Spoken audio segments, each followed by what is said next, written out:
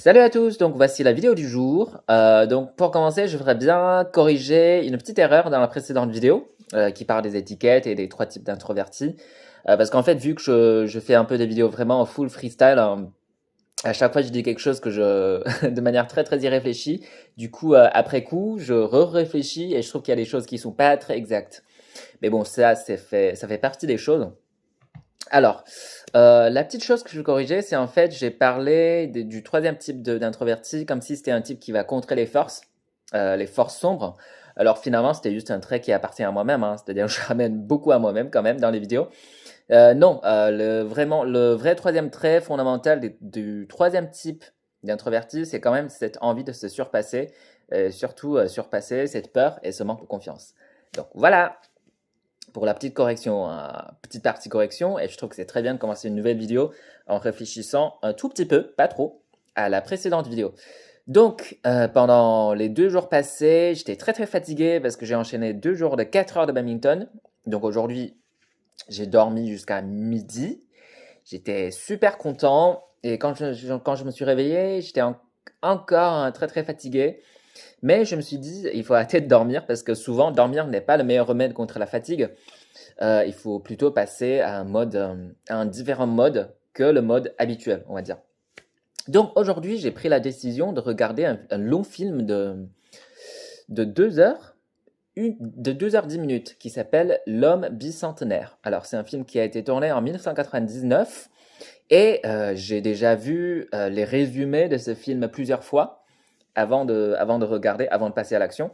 Et je suis super, super content parce que ça a été un super, mais superbe film avec une vraie histoire à raconter et une histoire pleine d'amour, bourrée d'amour.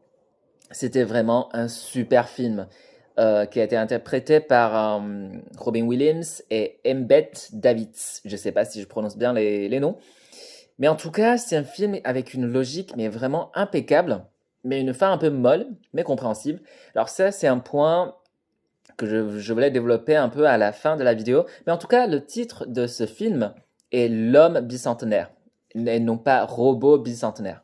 Donc ça explique un peu cette partie molle, cette fin un peu molle, je trouve. Donc c'est l'histoire qui raconte l'évolution d'un robot qui a peut-être eu un bug dans sa fabrication et du coup qui est parti un peu à la quête de devenir humain, on va dire. Alors, j'ai lu le résumé de ce film. En fait, ce que j'appelle un résumé, c'est en fait, aujourd'hui, il y a en tout cas en Asie, en Chine, ça se fait beaucoup, c'est qu'avant de regarder le film en entier, on a souvent une sorte de résumé qui est fait sur la base des clips qui sont extraits des films et qui raconte à peu près l'intrigue du film.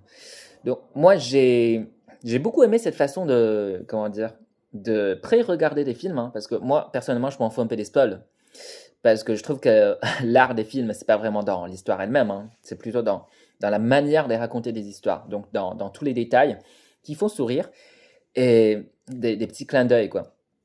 Et ça en plus, hein, l'histoire elle-même, hein, elle est souvent extrêmement prévisible, hein, c'est-à-dire que dès que je commençais le film robot, comment on appelle ça là? L'homme bicentenaire, c'est le nom du film. Moi, j'ai déjà prévu la fin. Dans la plupart des cas, les histoires des films sont extrêmement prévisibles quand même. Et c'est surtout, comme j'ai dit, la manière de raconter l'histoire qui est passionnante. Et ça me fait penser à une blague de Mr. Bean. Mr. Bean, voilà, qui a été racontée sur Internet, que j'ai trouvé super bien faite, alors que la blague elle-même, elle est super plate. Donc, je suis sûr que si on change de narrateur, la blague aurait perdu toute sa saveur. Donc, pour les petits détails, ce que j'ai apprécié particulièrement, c'est par exemple la voix de Robin Williams dès le début, qui imite un peu le robot. Ça m'a fait rire, hein, mais tout de suite, hein. Ensuite, il y a une évolution de la voix. En fait, plus le robot il revêtit un peu cet aspect humain, plus sa voix devient humaine aussi. Donc ça, c'est un petit détail que j'ai beaucoup apprécié. Ensuite, vu que c'est un film de science-fiction, il y a des petites touches tech qui sont vraiment appréciables et vraiment plein de petits détails, quoi. Ça se voit que c'est un film qui a été fait aux petits oignons, donc je vais pas répéter tous ces détails parce que c'est pas intéressant. Justement, c'est pas intéressant de raconter les détails. L'histoire elle-même, on peut raconter une histoire, mais on peut jamais raconter les détails. Euh, en- Aussi, il y a plein de petites blagues. super marrante, super bien choisie et très smart dès le début, comme la réplique, enfin la blague sur la bonne nuit. Et les blagues, en fait, elles sont présentes tout le long du film. En plus, c'est des blagues vraiment très, très, très intellectuelles et ça fait un moment que j'ai pas autant rigolé. Donc, pour décrire un peu dans les grandes lignes ce que j'ai vraiment apprécié dans le film, j'ai relevé en fait 3 points qui me paraissent vraiment incroyables. Alors, premièrement, le premier point, c'est vraiment, je ressens beaucoup d'humanité dans ce film. Alors ça, je trouve que c'est un peu un trait commun à beaucoup de films d'antan, parce que je trouve qu'en fait, dans le passé, ou autrefois, on célébrait plus l'intelligence que la performance. Alors, est-ce que cette surmise en... Comment on dit ça là? Cette façon d'accentuer excessivement sur la performance est une fatalité de la société humaine. Je pense que c'est un sujet très très très très intéressant. Il faut déjà savoir que les HPI occupent un très faible pourcentage de la constitution, de la composition humaine, hein, c'est-à-dire vers 2%. Ensuite, il y a les HPE, donc les hauts potentiels émotionnels, qui occupent 15 jusqu'à 20%, et les deux réunis sont encore moins, je dirais peut-être 1%. Donc, le fait qu'il y a un très faible pourcentage de personnes à la fois HPI et HPE, peuvent peut-être conduire à ce genre de fatalité qui consiste à, en fait, voilà, qui va en fait conduire à un fait que c'est surtout les connards qui vont dominer la société. Alors ça, c'est un sujet très très intéressant, mais avant de se pencher sur cette histoire de pourcentage, je pense qu'en quelque sorte, il faut d'abord les HPI se valorisent eux-mêmes, alors que c'est souvent pas le cas. Alors je me demande souvent, est-ce qu'on peut vraiment former des HPI? Je pense que oui, hein, d'une certaine manière, si l'ambiance générale de la société valorise la sensibilité et l'empathie, ce qui manque quand même cruellement dans nos sociétés modernes, surtout en Occident, hein. D'ailleurs, le score de ce film est beaucoup plus bas sur IMDb ou Allociné que sur des sites chinois. D'ailleurs, au début, ça a été un échec au box-office, hein, ce film, malgré sa fanbase qui est toujours présente. Et aussi, je trouve que l'empathie est une qualité vraiment appréciée en Chine, surtout au sein d'un couple, mais beaucoup moins ici. Là-bas, en fait, je parle en Chine, l'empathie est plutôt perçue comme une force, surtout dans les relations humaines, alors qu'ici, en fait, la performance, en fait, elle a tendance à prendre souvent toute la place. Cette tendance à valoriser la performance à tout prix, je trouve qu'elle se voit aussi dans les films, hein. Par exemple, les films qu'on voit aujourd'hui, que j'ai beaucoup aimé aussi, hein, par exemple Inception, le loup de Wall Street, ce sont surtout des films très très performants, dans le sens où en fait, je dirais que la prestation artistique, elle est incroyable. Mais la place de l'émotion, en tout cas, moi, je vois très peu d'émotion dans les films. Bien sûr, c'est en lien avec le thème de film, hein, mais cette observation, je trouve qu'elle s'applique en fait, à la plupart des films que je regarde aujourd'hui. Et dans la vie aussi, hein, ici en France, je trouve que je croise beaucoup de gens performants, mais les gens performants, qu'est-ce qu'ils sont nombreux? Presque tout le monde, hein, que ce soit sur le plan sentimental ou professionnel. C'est que des gens performants, mais des gens profondément empathiques, j'en vois, mais vraiment extrêmement, extrêmement peu. Alors, la place de l'émotion et son lien avec la réussite personnelle dans la société, je trouve que c'est un sujet très très intéressant et j'ai relevé quelques points intéressants un jour que je vais peut-être développer dans une autre vidéo.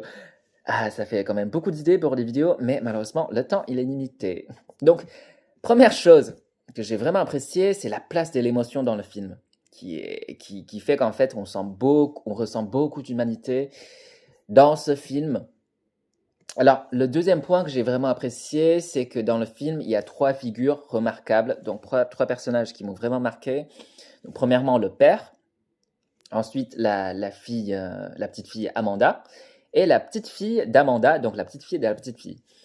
Parce que pour moi, ce sont vraiment des représentants des HPI pleinement évanouis, qui sont toujours dans l'encouragement, qui encouragent les autres, en l'occurrence même un robot, à se surpasser, à être soi-même, à poursuivre cette sorte de liberté personnelle et créative.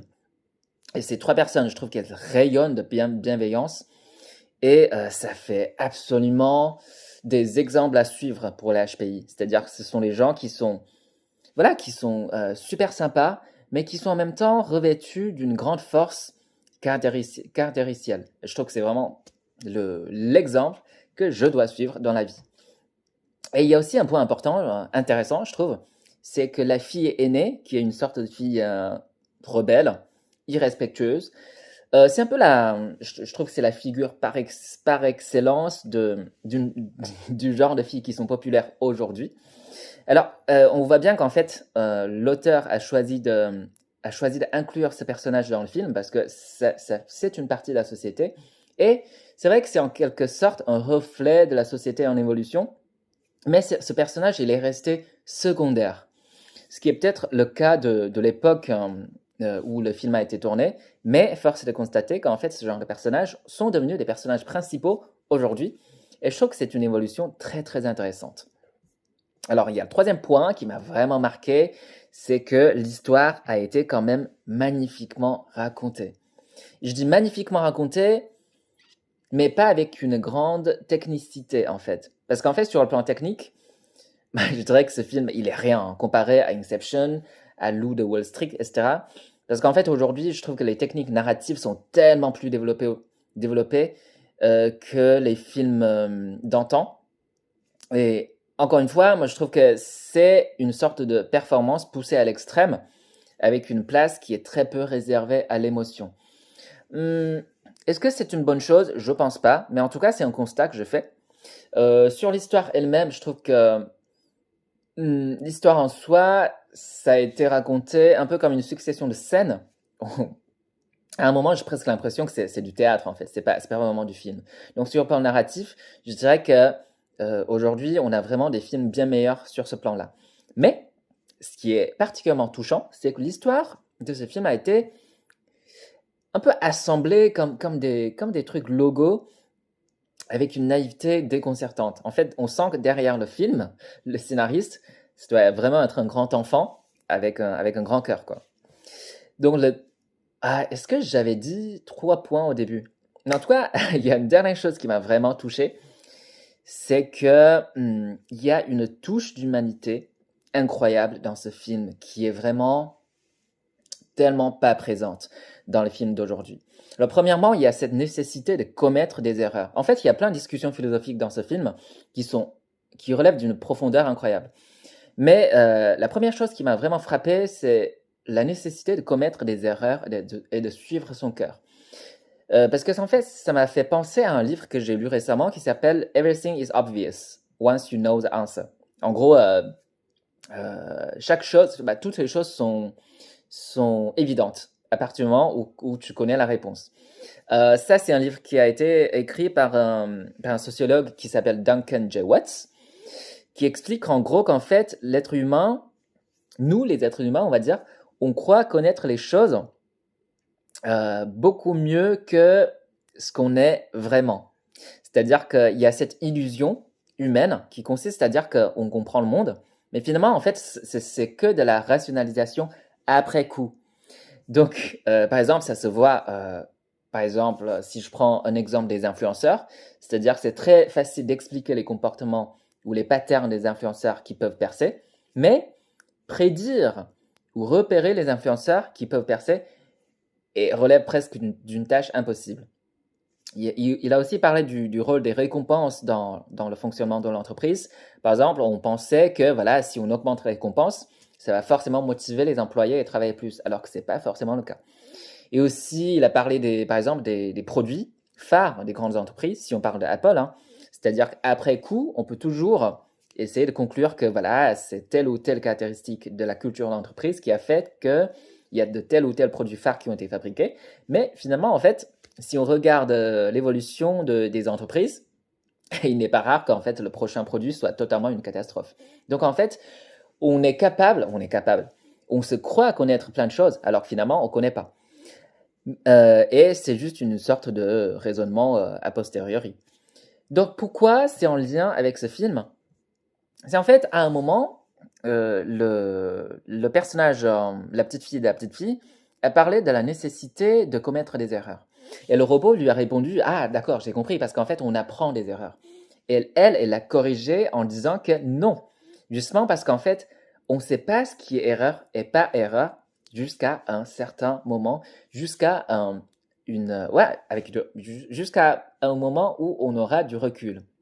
Et ça m'a frappé tellement, parce que c'est tellement vrai, et c'est aussi pour cette raison que j'essaie vraiment de cultiver cette part d'irrationnel en moi. Parce que pour moi, l'irrationalité est vraiment une qualité profondément humaine et tellement importante. Tout comme j'ai dit, non pas parce qu'on apprend des erreurs, pas du tout, mais justement parce qu'on ne sait pas ce qui est erreur et pas erreur. Donc, rester dans l'irrationalité parfois est une chose que j'essaie de faire tout le temps, car je sais que je ne sais pas si je suis en train de faire le bon choix ou pas. Et que l'important, c'est de suivre mon cœur et de garder cette capacité à prendre des risques, qui est un trait foncièrement humain et qui nous permet de rester libre, même quand ça semble illogique, et surtout quand ça semble illogique. Parce que pour moi, c'est ça rester vivant et c'est ça rester libre. Alors, la fin de ce film, elle est un peu limitée, mais très humaine aussi, c'est-à-dire que à la fin, le robot a quand même senti ce besoin d'être reconnu, d'être validé, d'être recognized. En anglais, je trouve que ça fait plus sens. Être recognized, être entendu. Ça, c'est un trait totalement humain, parce que c'est la quête un peu de tout être sensible. Et je trouve que ça fait écho totalement au titre de ce film, qui est L'homme bicentenaire, et non pas le robot bicentenaire. Et c'est aussi ça, je trouve, qui relève un peu cet accent qui est mis sur l'émotion plutôt que sur la performance. Parce que sinon, la fin aurait été, en fait, le robot se réveille et il prend conscience qu'en fait, il n'a pas besoin de la validation humaine. C'est ça, la performance, je veux dire.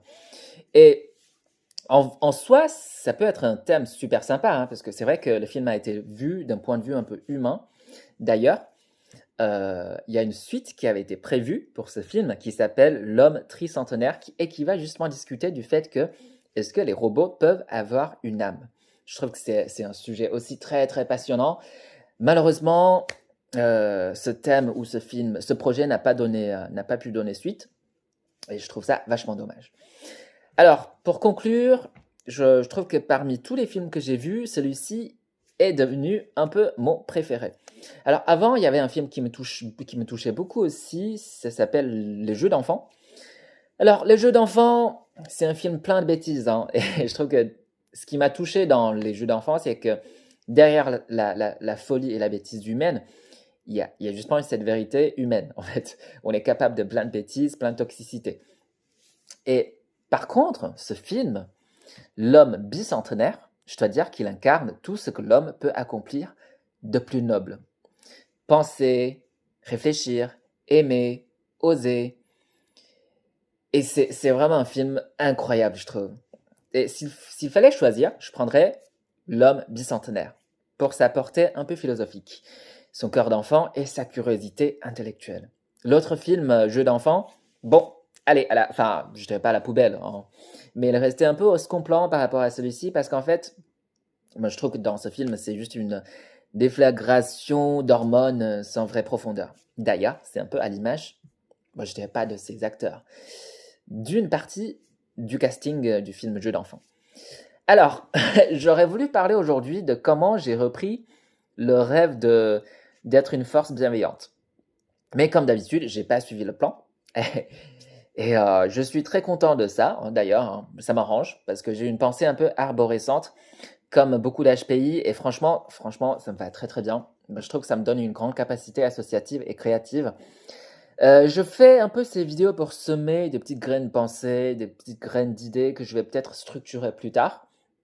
Mais pour l'instant, j'ai pas envie de trop structurer les choses, parce que je trouve que ça va vraiment brider un peu ma capacité créative et imaginaire.